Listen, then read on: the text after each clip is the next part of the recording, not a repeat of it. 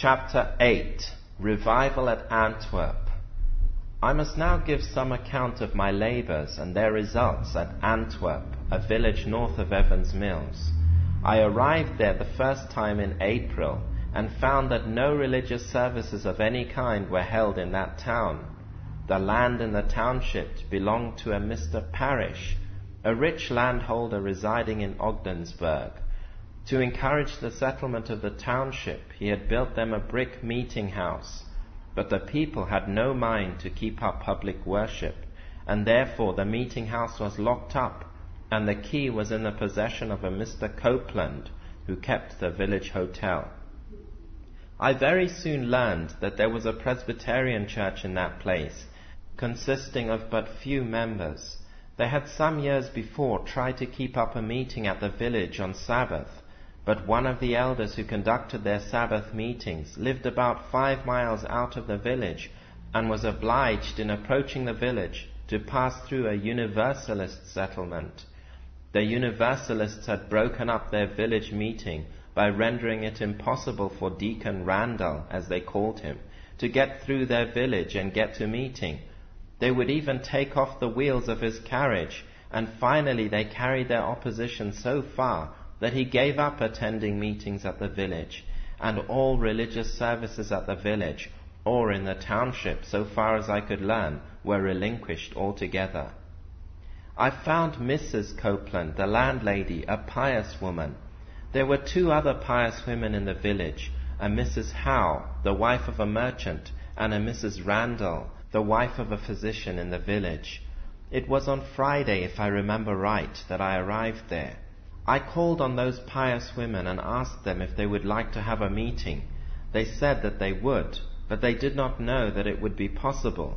Mrs. Howe agreed to open her parlour that evening for a meeting if I could get anybody to attend. I went about and invited the people and secured the attendance, I think, of some 13 in her parlour. I preached to them and then said that if I could get the use of the village schoolhouse, I would preach on Sabbath. I got the consent of the trustees, and on the next day an appointment was circulated around among the people for a meeting at the schoolhouse on Sabbath morning. In passing around the village, I heard a vast amount of profanity. I thought I had never heard so much in any place that I had ever visited. It seemed as if the men playing ball upon the green, and in every business place that I stepped into, were all cursing and swearing and damning each other. I felt as if I had arrived upon the borders of hell.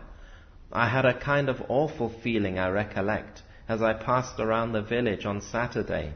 The very atmosphere seemed to me to be poison, and a kind of terror took possession of me. I gave myself to prayer on Saturday, and finally urged my petition till this answer came: "Be not afraid to speak, and hold not thy peace. For I am with thee, and no man shall set on thee to hurt thee, for I have much people in this city." Acts 18, verse 9 and 10. This completely relieved me of all fear.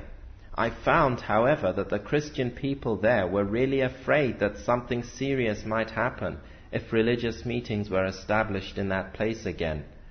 I spent Saturday very much in prayer, but passed around the village enough to see that the appointment that had been given out for preaching at the schoolhouse was making a considerable excitement. On Sabbath morning I arose and left my lodgings in the hotel, and in order to get alone where I could let out my voice as well as my heart, I went up into a grove of woods some distance from the village, and continued for a considerable time in prayer. However, I did not get relief, and went up a second time, but the load upon my mind increased, and I did not get relief. I went up a third time, and then the answer came. I found that it was time for meeting, and went immediately to the schoolhouse, found it packed to its utmost capacity. I had my little pocket Bible in my hand, and read to them this text: "God so loved the world, that he gave his only begotten Son, that whosoever believeth in him might not perish, but have everlasting life." I cannot remember much that I said, but I know that the point on which my mind principally laboured was the treatment which God received in return for his love, The subject affected my own mind very much, and I preached and poured out my soul and my tears together. I saw several of the men there from whom I had the day before heard the most awful profanity. I pointed them out in the meeting and told what they said, how they called on God to damn each other. Indeed, I let loose my whole heart upon them, and my tears flowed most copiously. I told them they seemed to howl blasphemy about the streets like hellhounds, and it seemed to me that I had arrived on the very verge of hell. Everybody knew that what I said was true, and they quailed under it. They did not appear offended, but the people wept about as much as I did myself. I think there was scarcely any dry eyes in the house. Mr. Copeland, the landlord, had refused to open the meeting house in the morning, but as soon as these first services closed, he arose and said to the people that he would open the meeting house in the afternoon. The people scattered and carried the information in every direction, and in the afternoon the meeting house was nearly as much packed as the schoolhouse had been in the morning. Everybody was out at meeting, and the Lord let me loose upon them in a wonderful manner. My preaching seemed to them to be something new. Indeed, it seemed to myself as if I could rain hail and love upon them at the same time, or, in other words, that I could rain upon them hail in love. It seemed as if my love to God, in view of the abuse which they heaped upon him, sharpened up my mind to the most intense agony. I felt like rebuking them with all my heart, and yet with a compassion which they could not mistake. I never knew that they accused me of severity, although I think I never spoke with more severity perhaps in my life. But the labours of this day were effectual to the conviction of the great mass of the population. From that day, appoint a meeting when and where I would in that neighbourhood, anywhere round about, and the people would throng to hear. The work immediately commenced and went forward with great power. I preached thrice in the village church on Sabbath, attended a prayer meeting at intermission, and generally preached somewhere in a schoolhouse in the neighbourhood at 5 p.m. On the third Sabbath that I preached there, an aged man came to me as I came out of the pulpit and asked me if I would not go and preach in a schoolhouse in his neighbourhood, saying that they had never had any services there. He told me that it was about 3 miles in a certain direction. He wished me to come as soon as I could. I appointed the next day, Monday, at 5 o'clock in the afternoon. It was a warm day. I left my horse at the village and thought I would walk down, so that I should have no trouble in calling along on the people in the neighbourhood of the schoolhouse on my way. However, before I got to the place, having laboured so hard on the Sabbath, I found myself very much exhausted, and sat down by the way, and felt as if I could scarcely proceed. I blamed myself for not having taken my horse. When I arrived at the appointed hour, I found the schoolhouse full, and I could only get a standing place near the door, which stood open, and the windows were all open. I read a hymn, and I cannot call it singing, for they seemed never to have had any church music in that place. However, they pretended to sing, but it amounted to about this: each one bawled in his own way.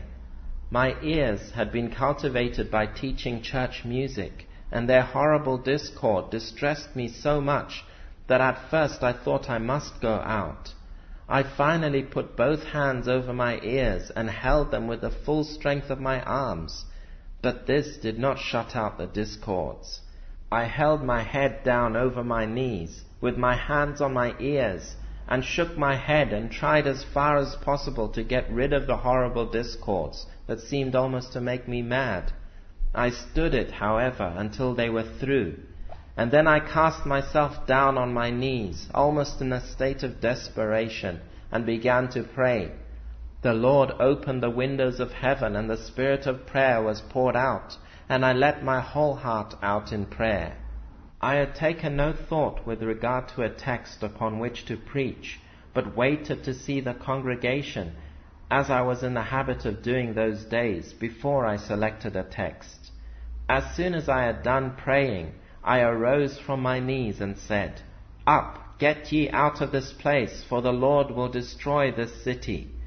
I said I did not recollect where that text was, but I told them very nearly where they would find it, and then went on to explain it. I said that there was such a man as Abraham, and also who he was, and that there was such a man as Lot, and who he was, and their relations to each other, their separating from each other on account of differences between their herdsmen, and that Abraham took the hill country, and Lot settled in the vale of Sodom. I then told them how exceedingly wicked Sodom became, and what abominable practices they fell into. I told them that the Lord decided to destroy Sodom, and visited Abraham and informed him what he was about to do. That Abraham prayed to the Lord to spare Sodom if he found so many righteous there, and the Lord promised to do so for their sakes. That then Abraham besought him to save it for a certain less number, and the Lord said he would spare it for their sakes. That he kept on reducing the number until he reduced the number of righteous persons to 10, and God promised him that if he found 10 righteous persons in the city, he would spare it. Abraham made no farther request, and Jehovah left him. But it was found that there was but one righteous person there, and that was Lot, Abraham's nephew. And the men said to Lot, Hast thou here any besides, son-in-law, and thy sons, and thy daughters, and whatsoever thou hast in the city? Bring them out of this place, for we will destroy this place, because the cry of them is waxen great before the face of the Lord, and the Lord hath sent us to destroy it. And Lot went out and spake unto his sons-in-law, which married his daughters, and said, Up, get ye out of this place, for the Lord will destroy the city. But he seemed as one that mocked unto his sons-in-law. Genesis 19, verses 12 to 14. While I was relating these facts, I observed the people looked as if they were angry. Many of the men were in their shirt sleeves, and they looked at each other and at me, as if they were ready to pitch into me and chastise me for something on the spot. I saw their strange and unaccountable looks, and could not understand what I was saying that had offended them. However, it seemed to me that their anger arose higher and higher as I continued the narrative. As soon as I had finished the narrative, I turned upon them and said that I understood that they had never had a religious meeting in that place, and that therefore I had a right to take it for granted, and was compelled to take it for granted that they were an ungodly people.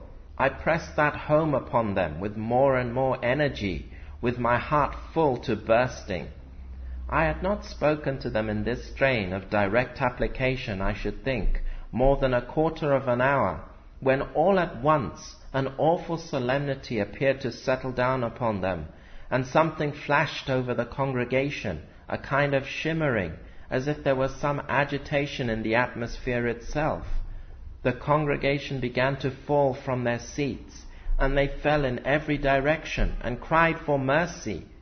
If I had a sword in each hand, I could not have cut them off their seats as fast as they fell. Indeed, nearly the whole congregation were either on their knees or prostrate, I should think, in less than 2 minutes from this first shock that fell upon them. Everyone prayed for himself, who was able to speak at all. I, of course, was obliged to stop preaching, for they no longer paid any attention. I saw the old man who had invited me there to preach, sitting about in the middle of the house, and looking around with utter amazement. I raised my voice almost to a scream to make him hear, and pointing to him said, "Can't you pray?" He instantly fell upon his knees, and with a stentorian voice poured himself out to God. But he did not at all get the attention of the people.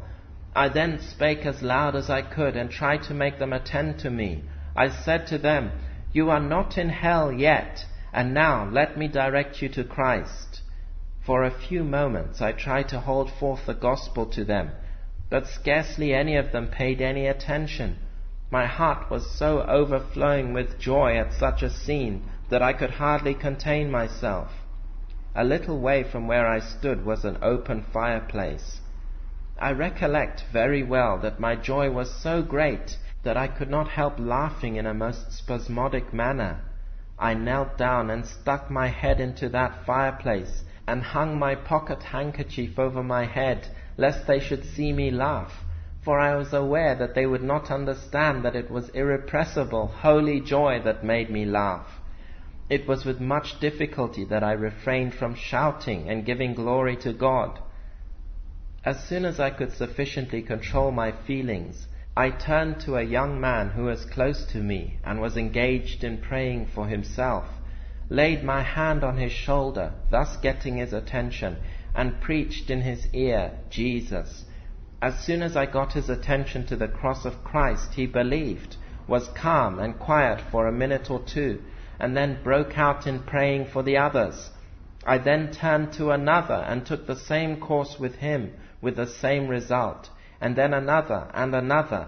In this way I kept on until I found the time had arrived when I must leave them and go fulfill an appointment in the village.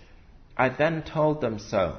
I asked the old man who had invited me there to remain and take charge of the meeting while I went to another place.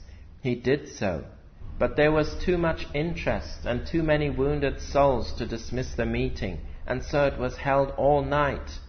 In the morning there were still those that could not get away, and they were carried to a private house in the neighborhood to make room for the school. In the afternoon they sent for me to come down there, as they could not yet break up the meeting. When I went down the second time, I got an explanation of the anger manifested by the congregation during the introduction of my first sermon there. I learned that the place was called Sodom, but I knew it not, and that there was but one pious man in the place, and him they called Lot. This was the old man that invited me there. The people supposed that I had chosen my subject, and preached to them in that manner, because they were so wicked as to be called Sodom. This was a striking coincidence, but so far as I was concerned, it was altogether accidental. I have not been in that place for many years. A few years since, I was laboring in Syracuse in the state of New York. Two gentlemen called upon me one day, one quite an elderly man, another perhaps a man of 47 years of age. The younger man introduced the older one to me as Deacon White, an elder in his church, saying that he had called on me to give $100 to Oberlin College. The older man in his turn introduced the younger, saying, "This is my minister, the Reverend Mr. Cross. He was converted under your ministry." Whereupon Brother Cross said to me, "Do you remember preaching at such a time in Antwerp, and in such a part of the town in a schoolhouse in the afternoon, and that such a scene," describing it, "occurred there?" I said, "I remember it very well, and can never forget it while I remember anything." "Well," said he, "I was then but a young man, and was converted in that meeting." He has been many years a successful minister. Several of his children have obtained their education in our college in Oberlin. As nearly as I can learn, although that revival came upon them so suddenly, and was of such a powerful type, the converts were sound, and the work permanent and genuine. I never heard of any disastrous reaction as having taken place. I have spoken of the Universalists having prevented Deacon Randall from attending religious meetings on Sabbath in the village of Antwerp by taking off the wheels of his carriage. When the revival got its full strength, Deacon Randall wanted me to go and preach in that neighborhood. I appointed to preach there on the afternoon of a certain day in their schoolhouse. When I arrived, I found the schoolhouse filled, and Deacon Randall sitting near a window, by a stand with a Bible and a hymn book on it. I sat down beside him, then arose and read a hymn, and they sung after a fashion, or rather bawled.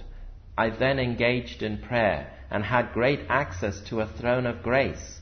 I then arose and took this text, "Ye serpents, ye generation of vipers, how can ye escape the damnation of hell?"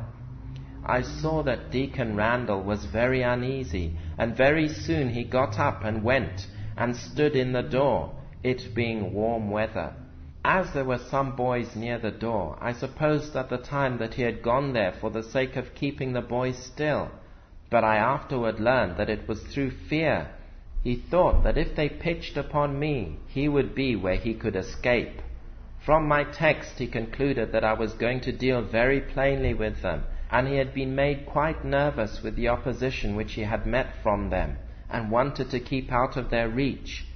I proceeded to pour myself out upon them with all my might, and before I was through there was a complete upturning of the very foundations of universalism, I think, in that place.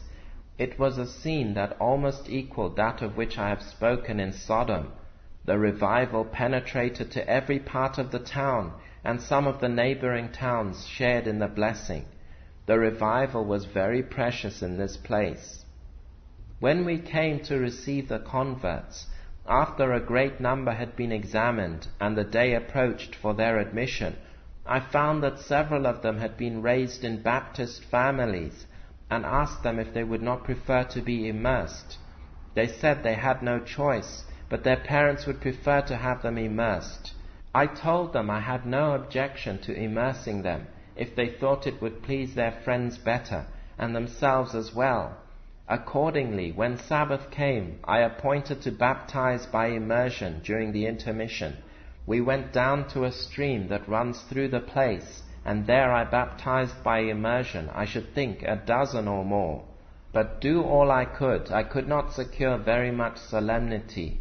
I observed that the unconverted, standing upon the shores, laughed, and that it excited their merriment not a little, especially when I immersed the females. When the hour for afternoon service arrived, we went to the meeting house, and there I baptized a great number of persons by taking water in my hand and applying it to the forehead. The administration of the ordinance in that place was so manifestly owned and blessed of God as to do more to convince that that mode of baptism was acceptable to Him than anything I could have said. Under the administration of that ordinance in the meeting house, the people were intensely solemn and wept on every side.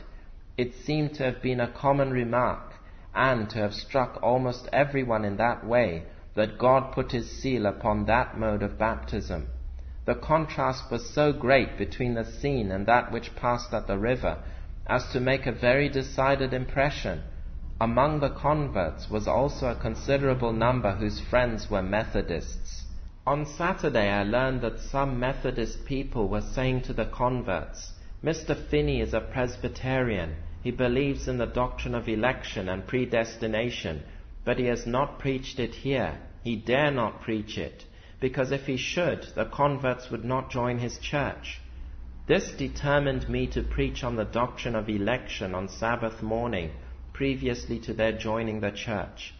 I took my text and went on to show, first, what the doctrine of election is not; secondly, what it is; thirdly, that it is a doctrine of the Bible; fourthly, that it is the doctrine of reason; fifthly, that to deny it is to deny the very attributes of God; sixthly, that it opposed no obstacle in the way of the salvation of the non-elect; seventhly, that all men might be saved if they would; and lastly, that it was the only hope that anybody would be saved, and concluded with remarks.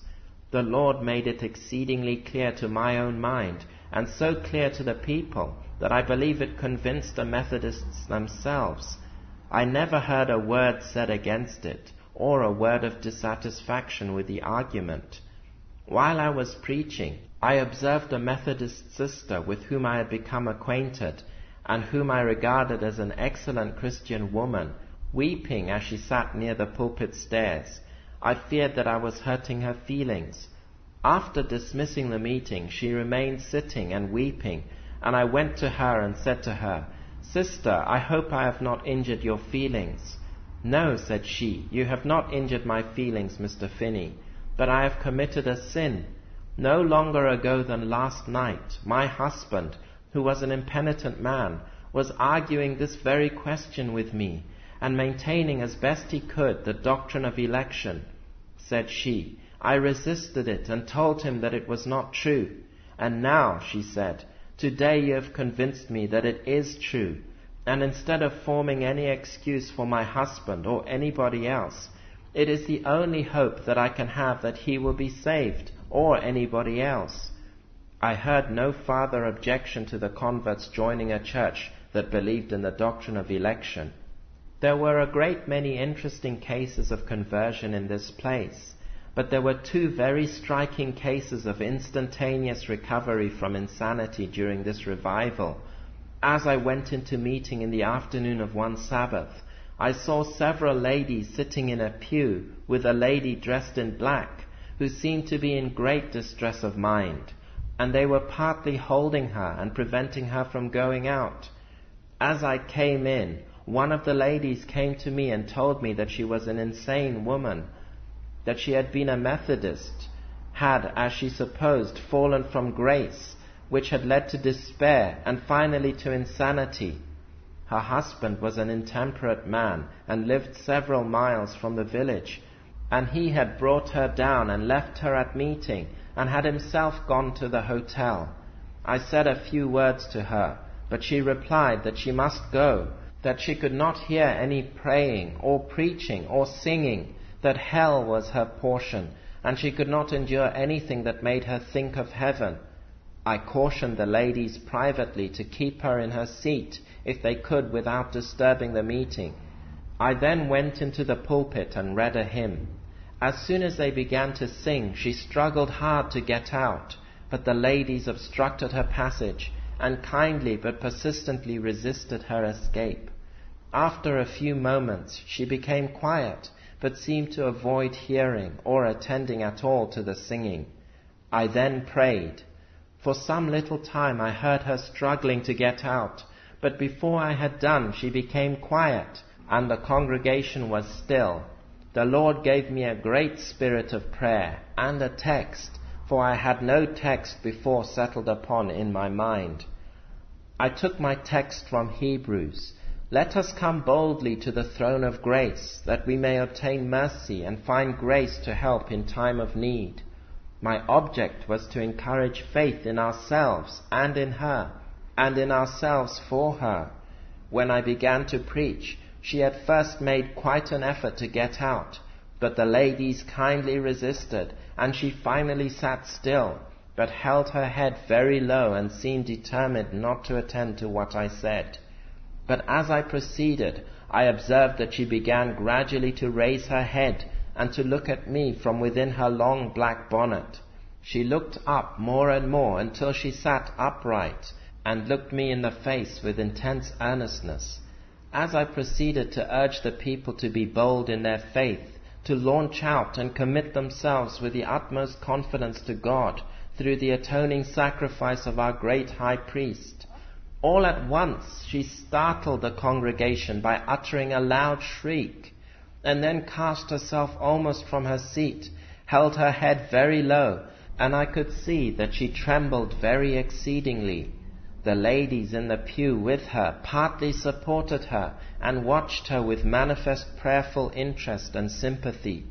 As I proceeded, she began to look up again, and soon sat upright with a face wonderfully changed, indicating triumphant joy and peace. There was such a halo upon her countenance as I have seldom seen in any human face. Her joy was so great that she could scarcely contain herself till meeting was over, and then she soon made everybody understand around her that she was set at liberty. She glorified God and rejoiced with amazing triumph. About 2 years after, I met with her and found her still full of joy and triumph. The other case of recovery from insanity was that of a lady in the town who had fallen into despair and insanity.